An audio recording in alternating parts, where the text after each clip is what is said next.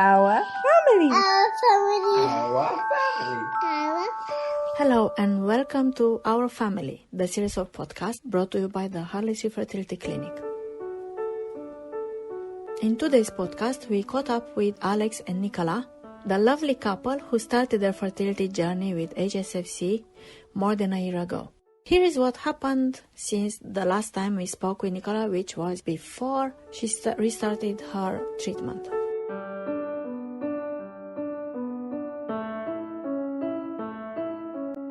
Hello, Alex and Nicola, or Nicola and Alex and baby, and mom. And Lola, the chihuahua. We've got our little protect guard dog. My other daughter, Lola. I say that because if I even insinuate a little play fight or raise my voice, Lola goes to attack me. Very protective. Good. She knows. She clearly knows. She clearly knows because she keeps spending lots of time on Nikki's tummy, and she's been so affectionate. More so.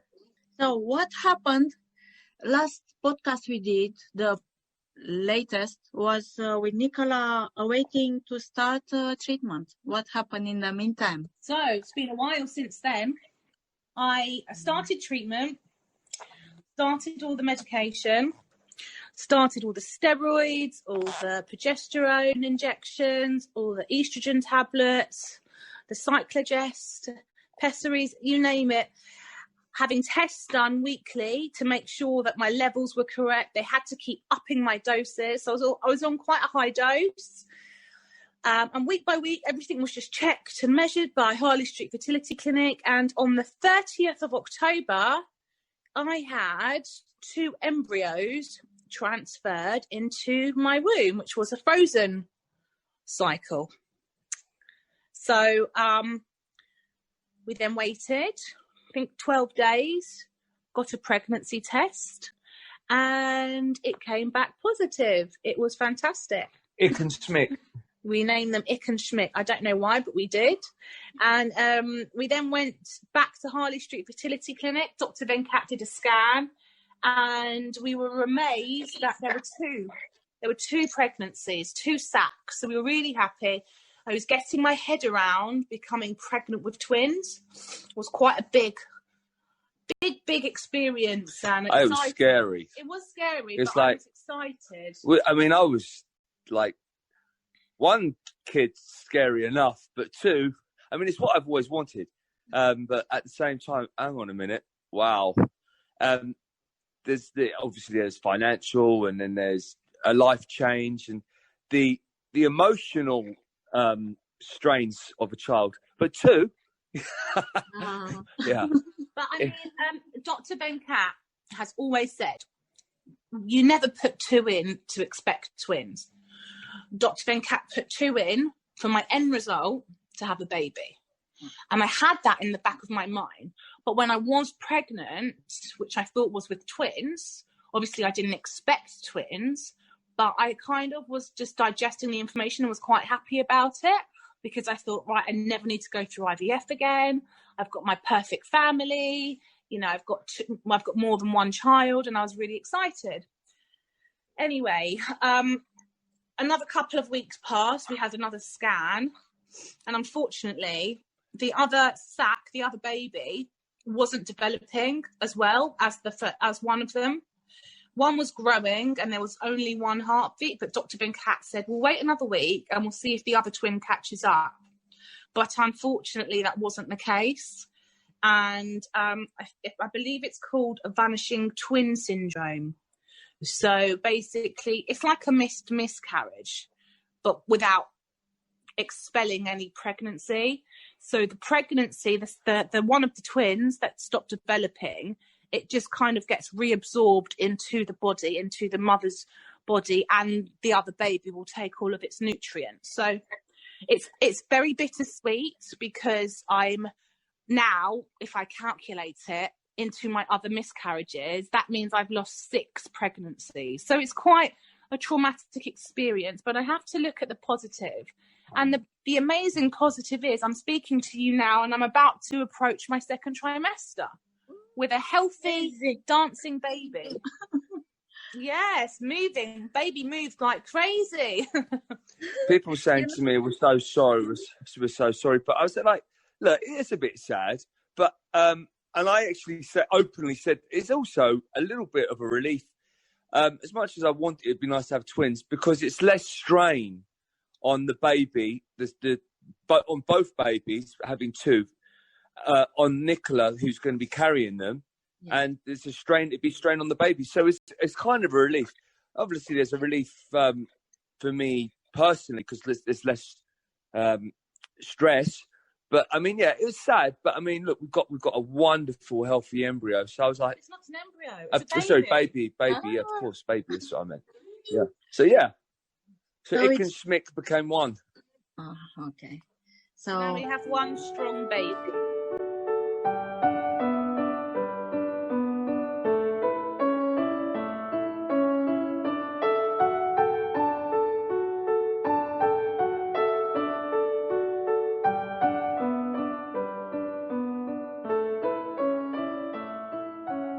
the third lockdown, how the second one, if you remember, affected you? I do remember. The first one, my anxiety was, am I going to start my treatment?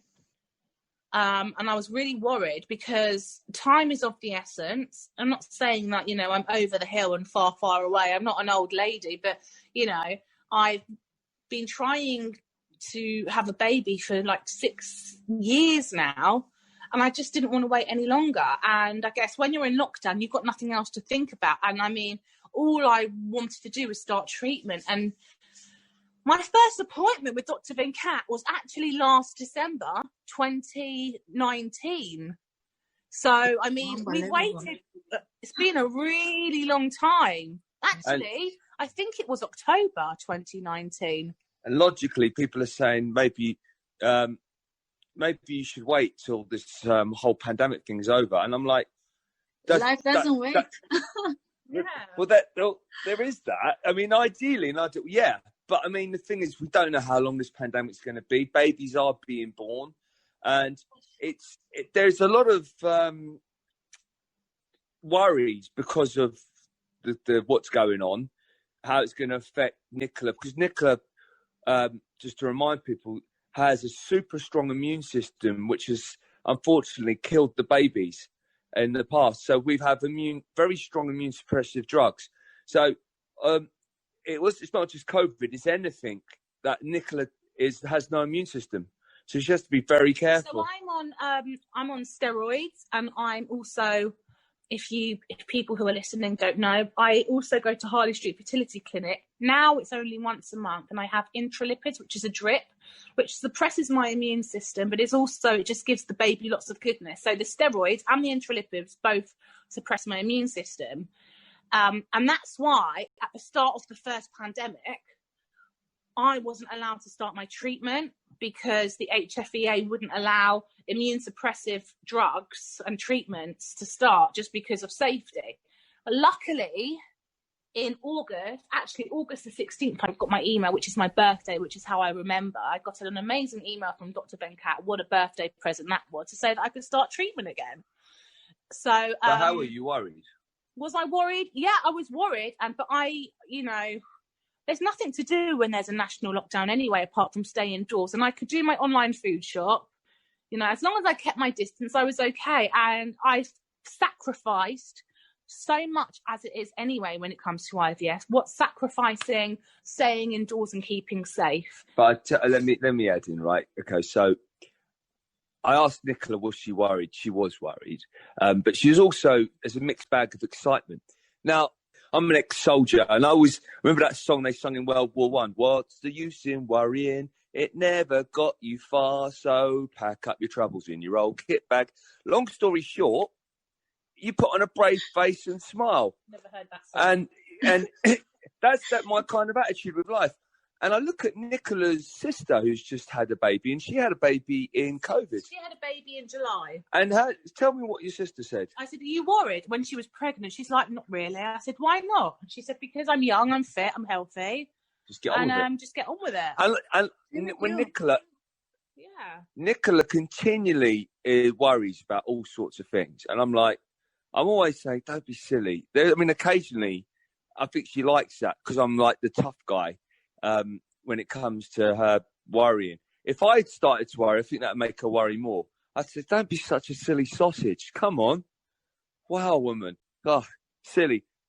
Maybe, well, I won't say it now. I will say it now. But there's sometimes I might be a bit worried. I'm like, right, okay, I've just got to put on a brave face. But the thing is, we're strong. We're healthy. Even though Nicola hasn't got a super strong immune system, we've got the most powerful thing, love and care. So no, but seriously, love is a powerful emotion which protects and heals. It goes beyond science. It's spiritual. We're going off on a tangent. No, but this is it's not no tangent. This is, with all the best will in the world, we might not, children don't always get born. What's that magic factor X? And to me, that's faith, that's prayer, and that's all about love. There you go. I agree with you, Alex. That was very beautiful. Yes. That was really sweet. Love. And we've got the love of Lola. We have the love of animals and babies. Yeah. The first pandemic was a slightly different emotion for me, and Alex had to leave. Alex wasn't allowed to live with me. The second lockdown. It was the second lockdown. Yeah. Sorry, yes, gosh, I can't remember. You know what? You're right. Yeah, the second one. Yeah, so the second lockdown we had. No, sorry, it wasn't the second lockdown. It's when my treatment started. Alex had to leave. There was no lockdown, so I've been in my own kind of lockdown anyway. Because Dr. Venkat had told me I must shield. So shielding means Alex had to still carry on working. Alex had to still go about his business. He's an athlete. He still needed to train and meet people and boot camp and all of that kind of stuff and have meetings. So I was on my own in the house. But you did very well being on your own and taking care of you. Because, to nurture your baby, you have to nurture yourself first. You know this. So you did very well. Even without Alex's physical support, being next to you, being with you. We're lucky. Yeah, definitely. Obviously, we've got the use of technology, which has been amazing. So when we've been going to scans, Alex hasn't been allowed to come. But we have FaceTime. So, it's not the same, is it, Alex, when you're on FaceTime? But, at least you could see the baby and you could hear the heartbeat. Nicola got a bit upset because she said, I've not been that excited about it. I'm like, and that is a thing. It's when I actually see, I've seen a lot of scans and you're looking at a computer, it's not quite the same. When you're there, now that I've been with Nicola for quite a while, since being apart with her, I can't help but touch her belly. Mm-hmm. And I send love. Then we're getting all hippie again. Love to little fella. Oh, I say little fella. It could be a little lady. But we'll talk about that in a minute. I get super more excited. But the first time I actually got excited by seeing a scan, because I'm like, that's only another scan, is when I saw the spine. I was like, oh, wow, it's really a real human being. Mm-hmm. And saying that, we actually had a scan yesterday. We did. And it wasn't the best one in the world because we couldn't really see any features. All we could see was like the skull and the bone shape. And it looked funny. The little fella looked like a grey, an alien. And then we nicknamed the baby Skeletor. That might sound really horrible, but it's us being funny. Obviously, we love our baby. But Skeletor and He-Man? Not really. He's like the bad guy. He's got a skull face. So I don't know either. Because we've got a picture, we've got a screenshot of the scan, and it looks like a skull. You can see the eyes, baby nose, Skeletor. Anyone who's watched He-Man will know who Skeletor is. Baby Skeletor. Now that we're in another national lockdown, it's a different kind of emotion. For me, I've already been in my own mini isolation anyway, so it hasn't really changed my life, to be completely honest with you. But my emotion now is I have anxiety over pregnancy, and now I have anxiety over COVID. You had a headache this morning. So, oh my God, I've just read that a headache's really bad and I can lose the back. I'm like, woman, no, seriously? It's okay. It's okay. Just think of people and women having babies during the war under very stressful conditions. I mean, I know now it's very stressful, but your baby will be born. Yeah. When is the due date? July the 18th. So you have a few 6 months. 6 months to go. A few days before my birthday. 6 months to go. Our family. Do you feel the baby? Not yet. Okay. I think so. No. I'm very hungry. I get really excited for my meals and my snacks. Oh, you do feel the baby because you get a lot of indigestion. I do, yeah. I get loads of heartburn. And, no, I think Delia means feeling the baby moving around. Well, no, Yes. that's the baby as well. No, But she's not moving around. when She's you- kicking. when you do a pop, when she does a little pop, I said, "Oh, was that you or the baby?" Oh, that was the baby. Oh, she So it's a burped boy the other maybe, day. because ladies don't do this. No, of course, she burped in front of her girlfriends, one of her best mates, and her friend Esther. Went, Nicola, how can you? It wasn't me. It was the little fella. He's making this up. Yeah, it's all lies. Yeah.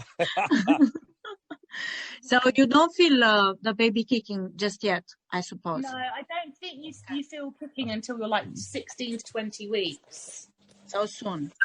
So the fun will begin then for you, Nicola. I can't wait to have that experience. So for Alex, it's always going to be different because the baby is in your body. You will feel all the kicks all the time, especially when you try to sleep. Oh wow. So for Yeah. Alex, it's from outside, but for you, it's an incredible feeling. And you Can't will wait. experience this soon. Let's Cannot speak about the gender. Do you know? Boy? So girl? we had something called the Harmony test, which is a blood test which just checks for conditions like Down syndrome and things like that. And thank God, that's the main reason why I had it done. And everything is perfect. Everything is healthy. Baby's good. And we did ask, because when you have that test done, the Harmony test, you can find out what the sex is of the baby through the blood. But unfortunately, due to having twins, they couldn't determine.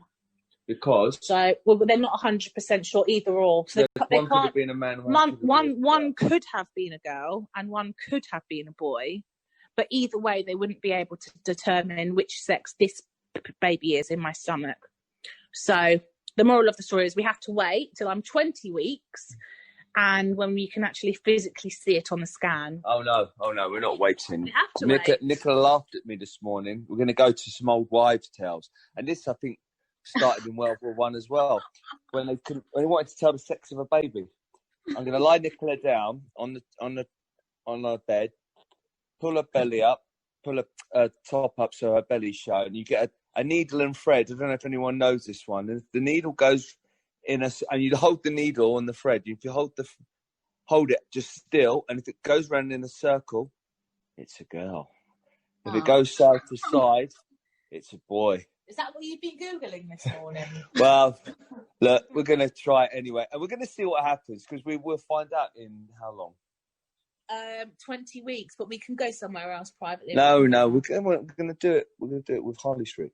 Oh, yes. Yes, please. Yeah. So a few weeks. Yes. Not long thing. I think it's a boy. Okay. I've got the feeling I'm carrying a boy. A mini reading it. I really do. I'm 90% I'm carrying a boy. I don't care what it is. As long as my baby is healthy and happy, that's all that matters. Exactly. So then the plan is to meet in a few weeks, or we can meet before then. Yeah. What, face to face? I'm not sure, face to face on Zoom. Zoom. Yeah. On Zoom. Yeah, I can't. Yeah. You know, Nicola, I always told you, whenever you feel like calling me, please call me. WhatsApp, Thank you. video or audio or whatever you feel like. I'm Amazing. here. Let's do a video That's next sweet. time. That's very sweet. Okay. Hopefully we've got a belly to show you. I think I'm gonna. Yeah. Nicola keeps saying to me, "Do I look pregnant? Do I look pregnant, or do I just look fat?" And I'm like, how do I win here? How does any man win in that question?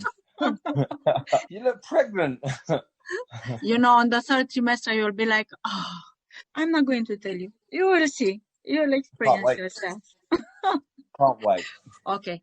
Thank you, guys. All the best. Thank you, Celia. Keep in touch. Thank you, young lady. Happy New Year. Bye, bye, bye. Happy New Year. We are planning our next chat with Nicola and Alex soon, so that they can disclose the gender of their baby. And seeing the beautiful mother to be Nicola, we have to admit that she looks the picture of happiness, her face lighting up whenever she talks about her baby. We are looking forward to catching up with the couple soon. A podcast by Delia Coral.